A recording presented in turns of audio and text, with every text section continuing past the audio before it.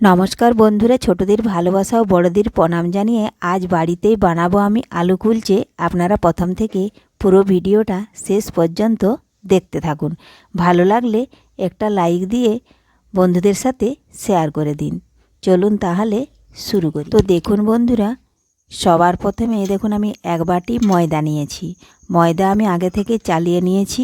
এখন এই ময়দার মধ্যে দেব আমি স্বাদমতো লবণ, আর দেব আমি চিনি। তো চিনিটা আমি একদম গুঁড়ো করে নিয়েছি দেখুন। তাহলে লবণ আর চিনি ময়দার সাথে মিশিয়ে নিলাম। এই দেখুন, এইভাবে মাখিয়ে মিশিয়ে নিতে হবে। আর মোটা চিনির দানাটা হলে সেটা কিন্তু মিশে যাবে না। দিলাম বেকিং পাউডার। দেখুন বন্ধুরা, হাত দিয়ে ভালোভাবে মিশিয়ে নিয়েছি। এখন এই মাছটাতে দেখুন একটু দিয়ে দেব পরিমাণ মতো টক দই। এই টক দইটা হয়েছে দোকান থেকে কেনা। ময়দার পরিমাণ অনুযায়ী দেব। যা ময়দা দিয়েছি তার কিন্তু হাফেরও হাফ দেব। ময়দা দিলাম। এখন ভালোভাবে ময়দার সাথে মাখিয়ে নেব।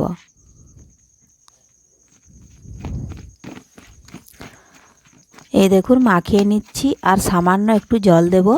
জল দিয়ে একটা নরম টো বানিয়ে নেব। টোটা খুব শক্ত হবে না, আবার খুব নরমও হবে না।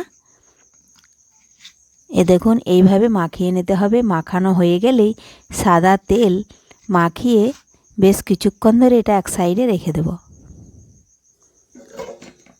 দেখুন মাখিয়ে নিয়েছি, ঢাকা দিয়ে দিচ্ছি। আর দেখুন বন্ধুরা, কিছুক্ষণ পর ফিরে এলাম, ঢাকা তুলে নিয়েছি। দেখুন কতটাই সফট হয়ে গেছে। এখন ময়দাটাকে আবারও হাত দিয়ে তুলে নেব। দেখুন তুলে নিয়ে এখন টো বানিয়ে নেব। এই টো থেকে দেখুন ভাগ করে নিচ্ছি।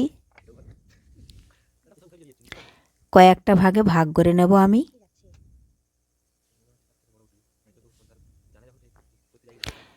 তার আগে যদি কোনো বন্ধু আমার চ্যানেলে নতুন হয়ে থাকেন, চ্যানেলটি সাবস্ক্রাইব করে বেল আইকন হলে সেট করে দিন সবার প্রথমে আমার রেসিপি পেতে। তো দেখুন বন্ধুরা, একটা টো আমি নিয়েছি, দিয়ে হাতের সাহায্যে এভাবে একটা বাটির মতন করে নিলাম। এখন আগে থেকে আলুর পুর করে রেখেছিলাম, সেই পুরটা দিয়ে দিলাম। পুরটা দিয়ে দেখুন এইভাবে আমি টোটা মুড়ে দিলাম। দিয়ে হাতের সাহায্যে এইভাবে একটু গোল করে নিচ্ছি। এখন শুকনো ময়দা দিয়ে দেখুন আবারও মেলে নেব। এইভাবে যেভাবে আলু কুলচা বেলে নেওয়া হয় সেই আকারে শেপ দিয়ে দেখুন আমি বেলে নিচ্ছি। তো দেখুন বন্ধুরা, বেলা হয়ে গেলেই আমি ওপর থেকে দিয়ে দেব কালো জিরে আর ধনেপাতা।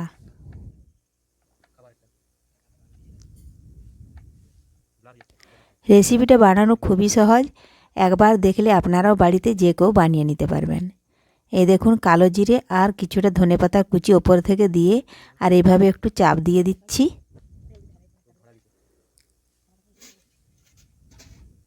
দেখুন হয়ে গেছে। এইভাবে সমস্ত আলু কুলচাগুলো দেখুন আমি বেলে নিয়েছি। দেখুন রেসিপিটি ভালো লাগলে একটা লাইক দিয়ে আমার পাশে থাকুন। দেখুন বন্ধুরা, গ্যাস ধরিয়ে কড়াই বসিয়ে দিয়েছি। আর আজকে বানাবো জল দিয়ে, তেল ছাড়াই। দেখুন পরিমাণ মতো আমি জল দিয়েছি। আর জলটা কিন্তু ভালোভাবে গরম করে নেব।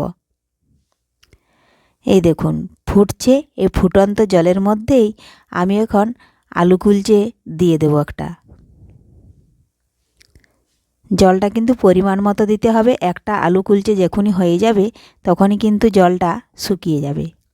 এই দেখুন আমি একটু ঢাকা দিয়ে দিচ্ছি। ঢাকা দেওয়ার ফলে এরা তাড়াতাড়ি দেখুন ফুলে উঠেছে। এখন ভালোভাবে আমি উল্টে নেব।